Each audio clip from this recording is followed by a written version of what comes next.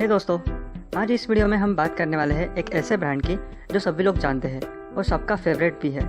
Chocolate सुनने के बाद दिमाग में सबसे पहले एक ही नाम आता है, कैडबरी। इस वीडियो में हम सिर्फ कैडबरी की सक्सेस स्टोरी नहीं बल्कि कैडबरी के स्ट्रैटेजीज से कुछ सीखने वाले हैं। कैसे हम अपने प्रोडक्ट का कंजम्पशन एंड सेल्स बढ़ा सकते हैं, बिजनेस का टारगेट ऑडियंस कैसे एक्सपांड कर सकते हैं, इसी कुछ स्ट्रैटेजीज को हम इस वीडियो से सीखने वाले हैं। तो आइए शुरू करते हैं।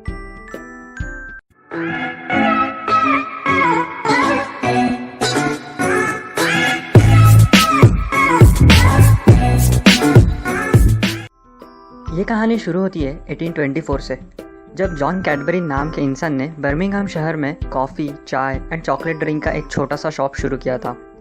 तब उन्हें रियलाइज़ हुआ कि चाय एंड कॉफ़ी से ज़्यादा तो लोग चॉकलेट ड्रिंक को प्रेफर करते हैं। कस्टमर्स की चॉकलेट ड्रिंक के लिए बढ़ती हुई डिमांड देख के उन्होंने chocolate drink and cocoa powder का मैन्युफैक्चरिंग प्लांट डालने का सोचा एंड 1831 में उन्होंने कमर्शियल प्रोडक्शन शुरू भी कर दिया एंड इस कंपनी को उन्होंने नाम दिया कैडबरी ब्रदर्स। कई लोगों का मानना है कि चॉकलेट बार का आविष्कार कैडबरी ने किया, बट ये गलत है। 1847 में कैडबरी के कॉम्पिटिटर फ्राई एंड सन्स ने दुनिया की सबसे पहली चॉकलेट बार इंट्रोड्यूस की एंड 1849 में कैडबरी ने चॉकलेट बार बनाना शुरू भी कर दिया। 1861 में जॉन कैडबरी ने अपना ये बिजनेस उनके बेटे रिचर्ड एंड जॉर्ज को सौंप दिया। उनके बेटे जॉर्ज ने टेक्नोलॉजी का यूज़ करके 1866 में कोको इसेंस नाम की एक चॉकलेट बार बनाई, जिसमें उन्हें स्टार्च बिल्कुल भी ऐड नहीं करना पड़ा एंड ये absolutely pure chocolate bar company के लिए सुपरहिट साबित हुई। 1905 में कैडबरी ने milk added chocolate bar launch किया। इस चॉकलेट में कंपनी ने सबसे ज़्यादा मिल्क ऐड किया था उनके कॉम्पिटिटर से कंपेयर किया तो, एंड ये चॉकलेट हम लोग अभी तक खा रहे हैं, जिसको हम कैडबरी डेयरी मिल्क के नाम से जानते हैं। ऐसे ही एक के बाद एक चॉकलेट्स कैडबरी लॉन्च करते गए। कैडबरी ने इंडिया में 1948 में एंटर किया। चॉकलेट सिर्फ बच्चों की चीज़ है, ऐसा तब इंडियन कस्टमर्स का परसेप्शन था। अगर कोई बच्चा रो रहा है तो उसे चॉकलेट दे दो, अगर बच्चे को गिफ्ट देना है तो उसे चॉकलेट दे दो। चॉकलेट सुन के बच्चा ही सबसे पहले दिमाग में आता था। 1948 से 1990 तक कैडबरी का कंज्यूमर मोस्टली छोटे बच्चे ही थे। जब चॉकलेट का डिमांड स्टैग्नेंट होने लगा तब सेल्स बढ़ाने के सिर्फ दो ही रास्ते सामने आते हैं। एक तो नंबर ऑफ कस्टमर्स बढ़ाओ या फिर एग्जिस्टिंग कस्टमर्स को ज़्यादा खरीदने पर मजबूर करो। कैडबरी ने दोनों रास्ते अपनाए। उन्होंने दोनों रास्तों से अपनी डिमांड बढ़ाई। टारगेट ऑडियंस को एक्सपांड करने के लिए 1994 में कंपनी ने यूथ पे फोकस किया एंड ये कैंपेन लॉन्च किया था, असली स्वाद जिंदगी का। हम सभी में कुछ बात है, हम सभी में बात है, खास है, कुछ स्वाद है। क्या स्वाद है जिंदगी में। कैडबरीज डेयरी मिल्क, असली स्वाद जिंदगी का। इस कैंपेन की वजह से कैडबरी चॉकलेट यूथ में कॉमन बात हो गई। दोस्तों को मनाने के लिए, बर्थडे पे गिफ्ट करने के लिए ना ही सिर्फ यूथ बल्कि मिडिल एज ग्रुप भी कैडबरी को प्रेफर करने लग गया। टारगेट ऑडियंस को कैडबरी ने बहुत एक्सपांड कर लिया था। टारगेट ऑडियंस एक्सपांड करने के बाद कैडबरी को कस्टमर्स का कंजम्पशन बढ़ाना था। तब कैडबरी ने चॉकलेट को मीठे से रिलेट कर दिया। इंडिया में किसी भी खुश खबर पे मिठाई बांटी जाती है एंड इसको उन्होंने रिप्लेस कर दिया। अगर मीठा मतलब कैडबरी ये इक्वेशन हो गया तो कैडबरी का सेल्स बहुत बढ़ेगा। ये सोच के कैडबरी ने कुछ मीठा हो जाए ये कैंपेन लॉन्च किया।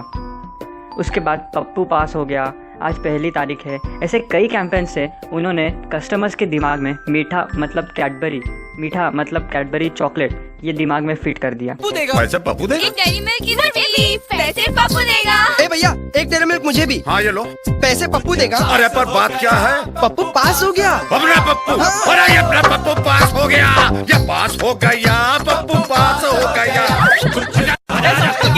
आजा बेटा आजा आजा। अरे क्या बात है, मेरा पप्पू तो पास हो गया। आखिर 12वीं पास हो ही गया। शाबाश, ये ले कुछ मीठा हो जाए। कैडबरी डेयरी मिल्क, कुछ मीठा हो जाए। खा ले, पैसे पप्पू देगा। इस मार्केटिंग के कारण कस्टमर्स ने ट्रेडिशनल स्वीट को कैडबरी चॉकलेट से रिप्लेस कर दिया एंड कैडबरी के सेल्स में बहुत ज़्यादा बढ़ोतरी दिखी। बट कैडबरी यही नहीं रुका। कैडबरी ने देखा इंडिया का गिफ्टिंग मार्केट बहुत ग्रो कर रहा है एंड वहाँ पे बहुत बड़ा पोटेंशियल है, इसलिए उन्होंने गिफ्ट पैक्स लॉन्च किया। शादी में, दिवाली पे, बर्थडेज पे, रक्षाबंधन, ईद, किसी भी त्यौहार पे अब 100, 500, 1000 के एनवलप्स को कैडबरी सेलिब्रेशंस ने रिप्लेस कर दिया। किसी ने सोचा भी नहीं था, जो प्रोडक्ट कुछ साल पहले सिर्फ बच्चों के लिए था, उसने आज मिठाई को रिप्लेस किया, फिर धीरे धीरे गिफ्ट्स को रिप्लेस किया एंड आज सभी लोगों को कैडबरी बहुत ही पसंद आता है। अब अगर कैडबरी के प्राइसिंग स्ट्रेटेजी की बात करें तो वहाँ पे भी कैडबरी ने बहुत ब्रिलियंटली काम किया है। आज कैडबरी के कई प्रोडक्ट्स हैं, 1 रुपये से लेके 200-300 तक एंड आगे 1000 तक गिफ्टिंग सॉल्यूशन मतलब कैडबरी सेलिब्रेशंस भी है। इस वाइड रेंज ने कैडबरी को हर डेमोग्राफिक को कवर करने का ताकत दिया। गरीब इंसान को अगर चॉकलेट लेनी है तो वो कैडबरी से लेगा, अगर अमीर से अमीर इंसान को चॉकलेट लेनी है तो वो भी कैडबरी से लेगा। कैडबरी ने इस प्राइसिंग स्ट्रेटेजी से पूरा डेमोग्राफिक कवर कर लिया था। चॉकलेट का सिनोनिम मतलब कैडबरी ऐसा इंडिया में बन गया था। बट 2003 में दिवाली के बस 1 महीने पहले कैडबरी डेयरी मिल्क में वर्म्स निकलने की कंप्लेंट्स आने लगी एंड इसी के कारण फेस्टिव सीजन होने के बावजूद कैडबरी का सेल्स 10% से गिर गया था। इस इंसिडेंट को सॉल्व करने के लिए भी कंपनी ने काफ़ी ब्रिलियंटली वर्क किया। कंपनी ने 2 चीज़ें की। पहली तो उन्होंने इंडिया के मोस्ट ट्रस्टवर्दी, रिस्पॉन्सिबल ऐसे सेलिब्रिटी को ब्रांड एम्बेसडर बनाया और ऐसा अमिताभ बच्चन के अलावा इस इंडस्ट्री में कोई भी नहीं है। कंपनी ने उनको पूरा फैक्ट्री टूर करवाया और उनको कैडबरी की क्वालिटी का अश्योरेंस दिया। उस काम को करने से उसे सब कुछ मिल सकता है, मन की शांति नहीं मिल सकती।